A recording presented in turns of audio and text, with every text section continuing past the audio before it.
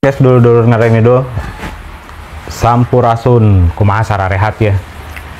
Ayeuna Mang Apu bersama Kang Herman tetap rek ngobrol ngarer ngidul.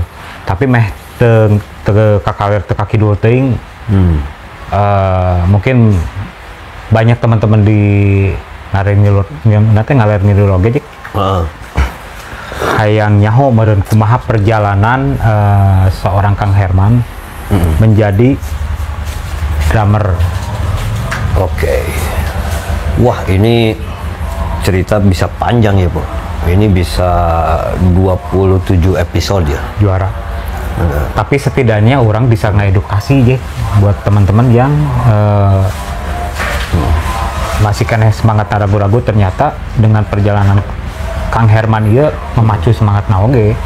Amin. Ya intinya sih saya bercerita dimanapun tujuannya hanya satu, semoga cerita saya bermanfaat, apalagi mengedukasi dan memotivasi teman-teman yang mau jadi musisi atau terutama mau jadi drummer ya.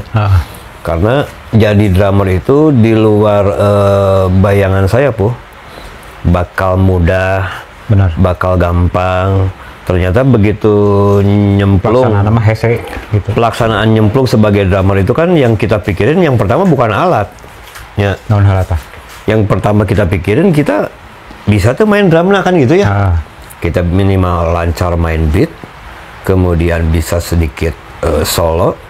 Setelah itu tempo kita konsisten sampai situ dulu awalnya tuh. Awalnya tanpa disadari menjadi drummer itu tantangannya lebih banyak, belieuna loba, Po. Benar. Eta tanpa disadari gitu. Ada simba nu karar itu. Ya kalau mau profesional kan mutlaknya. Mau setelan sorangan. Tapi kan zaman dulu negong gitu. Negong itu nekat, kita nggak pernah mikirin alat. Yang kita pikirin kita bisa main drumnya aja dulu udah cukup, udah hebat gitu. Orang hanya jadi drummer weh. Jadi drummer weh. Pada jam membawa stick hungkul, kadang-kadang sticknya nanginjem, potong. Ngan sapasang gitu kan. Ngan sapasang dibawa tapi stick badag terus juga gagang sapu ya. Tapi yang terpenting pada saat saya memulai menjadi drummer itu juga sebuah bukan kebetulan ya, tapi sebuah proses. Dari dulu suka nyanyi jadi belajar drum, dan saya benar-benar dari awal otodidak, Po. Karena waktu itu emang kebutuhan. Ya kajurung ku kabutuh oge sih. Kajurung ku pangabutuh. Kajurung ku pangabutuh tuh maksudnya saya nggak mikirin hanya sekedar saya pengen bisa makan dengan enak-enak. Benar. Bukan hanya itu, jadi saya karena cita-citanya aduh punten, Bu, waktu itu luhur pisan cita-citanya. Tabahala cita-citana naon sih? Saya ingin jadi drummer, seorang drummer saha gitu. Saya ingin jadi drummer terkenal se-Indonesia. Cita-citanya. Amin. Saya ingin jadi drummer terkenal se-Indonesia dan bisa bermanfaat untuk banyak orang, terutama keluarga gitu, Po. Nah, itu cita-cita saya. Dan pada saat pelaksanaannya ternyata jadi musisi itu bukan hanya harus siap punya mental yang bagus, harus siap lapar, benar, harus siap capek, itu jelas, main drum gitu capeknya, harus siap lebih ke mental sih, Bu, lebih ke mental, benar, karena musisi kan tidak ada job setiap hari, beda ya dengan karyawan pada umumnya ya, karyawan atau usaha pada umumnya. Seniman ini antik, perjalanannya antik dan banyak keajaiban, banyak kejutan. Jeung kadang-kadang ngalawan di internal oge sering terjadi kan. Iya. Benar-benar kudu diantisipasi kadang-kadang. Tapi baheula mah ngebentes siga asa jeung kabogoh gitu je teh. Asa deket gitu. Ya karena ininya meren dorongan semangat, dorongan pengen berubah, saking ku cinta, pengen berubah menjadi seseorang. Tapi awalnya, Po, saya memulai main drum itu kan orang tua nggak tahu saya jadi drummernya. Tahu nama meren band-bandan, nggak tahu vokalis, nggak tahu gitaris, nggak tahu drummer, pokoknya mah band-bandan. Cuman waktu itu juga salah satu yang memotivasi saya tentu orang tua. Kenapa? Kita keluar malam, kita keluar waktunya nggak jelas, Jarang pulang, di imah lah. jarang aya di imah. Begitu pulang nggak bawa apa-apa, bahkan bawa cerita yang kurang baik. Contoh misalnya nggak makan can, misalnya makan, can makan. Setelan rock and roll gitu. Jadi atuh ai keluar susah dahar keneh mah gitu. Mesti di imah. Cing di imah gitu orang tua kan pengennya begitu, tapi karena saya jujur aja punya mimpi Bu. Saya nggak pengen mewujudkan ini dan nggak pengen juga mengeluh dengan cerita-cerita yang sedih lah gitu karena segala keterbatasan. Jangankan beli alat band Bu, kursus gitu kabayar gitu. Benar. Kursus untuk 75.000 per bulan saat itu gitu kabayar gitu, nggak mampu lah. Waktu itu kan otodidak lah ya. Ya, otodidak. Setelah itu boga guru drum. Benar. Saha tah guru drum anu pertama mengajarkan gitu. Yang pertama mengajarkan saya drum, kebetulan guru drum ini adalah temannya gitaris saya, namanya Kang Asep Kurniadi ya. Nah itulah pahlawan saya, guru saya. Yang pertama kali mengajarkan saya main drum adalah Kang Asep Kurniadi. Semoga beliau masih sehat. Dan saya ingin silaturahmi udah berpuluh-puluh tahun juga belum pernah ketemu. Tapi dia punya band kan? Kang Asep terakhir itu bandnya Rawe Rontek.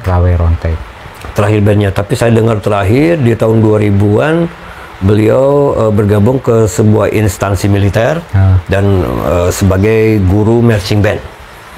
Yang kabar terakhir ya, tahun 2000-an. Sekarang 2025-an, semoga beliau masih sehat, dan saya ingin silaturahmi. Iya, guru saya bisa nih Kang Asep. Juara itu.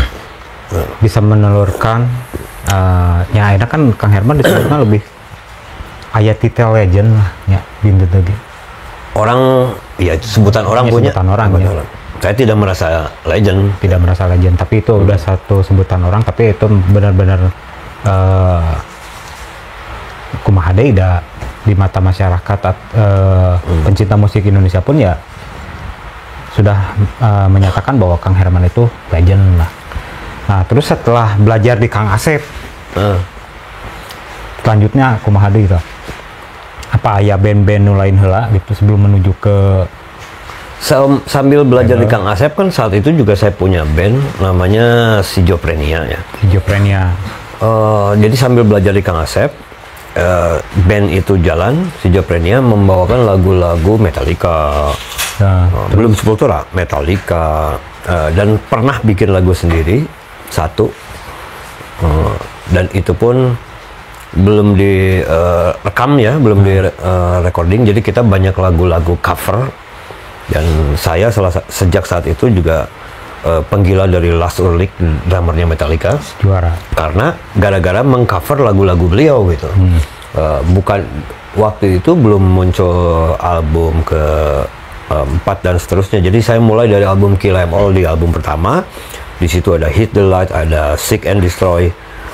Kemudian album kedua Ride Lighting, ada Forum the Belto. Album ketiga ada Master of Puppet. Album keempat ada Black Album. Album kelima ada Injustice for All. Nah, jadi saya dari album 1 sampai kelima itu zamannya Schizophrenia aku. Terus Metallica lah. Jadi ya otomatis saya fans banget gitu. Sampai hari ini fans banget ke Lars Ulrich ya. Udah juara tuh saya tahu gitu. Jadi selain mainnya unik, pukulannya itu memang ciri khas sendiri gitu loh. Jadi menciptakan jenis pukulan yang tidak dimiliki oleh drummer lain. Nah, itu alasan saya kenapa ngefans berat sama beliau. Dan alhamdulillah sampai hari ini masih suka karya-karya beliau lah. Luar biasa. Udah perjalanan Kang Herman itu lumayan panjang sih. Anu saya simak dari dulu mah gitu kan. Jadi sebelum ke Jamrud, perasaan saya ngelihat Kang Herman itu ada di beberapa band label gitu kan. Jadi Jamrud itu sebenarnya kadek-kadeknya. Betul. Nah, ini yang orang nggak banyak tahu Po. Benar. Ini banyak jadi tahunya tuh Herman mulai dari Jamrud baru naik.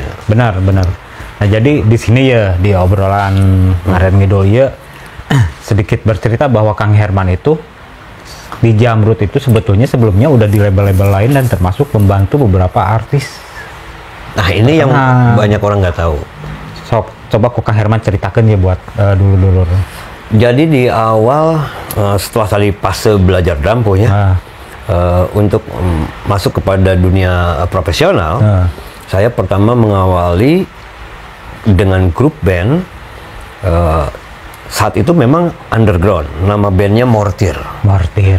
Di tahun 93 po. Mortir, dan itu adalah orang nyaho ya. Mortir itu salah satu pencetus lah. Boleh dibilang pionir underground untuk lagu sendirilah ya. Dan saat itu Mortir kebetulan dimanajeri oleh salah satu owner radio JMR namanya Samuel Marudut, dan kami Mortir ini direkam masing-masing satu lagu, membuat kompilasi namanya Rotten to the Core barengan dengan 3 band lain, dengan Insanity, dengan Full of It, dengan Papen, dan di situ ada Mortir. Nah, dari 4 band itu diproduksi dalam bentuk kaset dan dijual 5.000 harganya, terjual 2 minggu 5.000 piece habis. Juara. Rotten tapi berarti dengan kaset nabuhnya. Orang teboga. Buat dulu yang punya kaset Rotten to the Core. Rotten to the Core. JMR zaman. Wah, JMR ke zaman. Ya, jadi Rotten to the Core JMR, di dalamnya ada Insanity, Full of It, Papen, sama Mortir. Judul lagunya Watching You Die. Yang bahwa lama kompilasi pertama aja gitu. Ya, betul. Kaduana orang rekabus. Kompilasi kedua. Cuma waktu itu berubah cerita karena si bos iya meninggal. Samuel Mardut ya. Ownernya dari JMR Rock Station. Nah itu nggak mulai dengan awal berarti kan Mortir. Awal maksudnya awal ke profesional. Tahun 93 sudah mengeluarkan kompilasi atau single pertama dengan band Mortir, judul lagunya Watching You Die. Buat teman-teman yang punya kaset itu, segera hubungi dan saya pasti beli. Nggak akan dipinjam, dibeli. Juara. Dibeli. Emang heset laguna heset denangan. Judul kasetnya Rotten to the Core. Ya tadi pengisinya ada 4 tadi ya. Full of It, Papen, Insanity, dan Mortir. Lanjut ke next project atau project selanjutnya setelah Mortir itu. Karena jujur ya, kenapa saya berubah genre musik dari underground Mortir ke band selanjutnya namanya Cikal. Nah ini gara-gara lagi-lagi pangabutuh. Waktu itu saya merasakan sebagai pionir lagu-lagu underground itu duitan gitu po. Benar. Duitan. Jadi balik kaima udah ngena gitu ta. Lebih ke musik idealis kan itu mah. Betul. Bisa saya setuju. Idealis lah. Karena maksud saya sulit untuk memulai dan mempopulerkan musik tersebut kalau kita hanya seorang diri. Kalau hanya satu grup gitu loh. Ya. Maka saya lebih ke memikirkan kondisi pribadi ini gimana ya bagusnya ya. Ya akhirnya waktu itu ada tawaran pertama dari Kang Eri Yukem. Oh, yang Cikal mah Eri ya? Nah, ini nih Kang Eri Yukem. Saat itu Yukem sedang di atas, sedang in-innya, dan beliau ini di Yukem ini rata-rata sudah menjadi produser. Betul. Salah satunya Kang Eri punya studio namanya Lasut. Lasut Studio Anggrek nomor 11. Nah, saya ditawari sama Dik. Man, mau nggak bikin kompilasi namanya Alternatif Mania. Sebelumnya underground nih po, Mortir. Tiba-tiba Alternatif Mania hanya karena ingin punya masa depan lebih baik. Nah, kedua yang bikin project Alternatif Mania ini adalah label nasional namanya Metrotama. Benar. Metrotama Record di tahun 97. Judulnya waktu itu Sedikit, judul lagunya Sedikit, ciptaannya Emil K. Bias. Benar. Jadi Emil yang bikin lagu, direkam oleh Cikal Band, saya drummer, Dik gitar, Yadi Max bass, Fitri vokal. Apa salahnya sedikit ibu? Ente boga kene kasetnya? Nggak ada. Nah, untuk teman-teman yang punya kaset Alternatif Mania, produksi Metro Tama, silakan segera hubungi. Mau diinjem, dibeli deh. Kencang euy, beromba-romba neangan dua tah, PR 2 ya. PR 2. Berarti mortir po hiji mortir, Cikal. Nah, 93, 97. Nah. Setelah Cikal berjalan dan saat itu dari Alternatif Mania po, Side A nomor pertama kan itu disebut lagu jagoan. Anu Cikal teh. Bukan. Di album Alternatif Mania itu kan ada 10 band. Benar.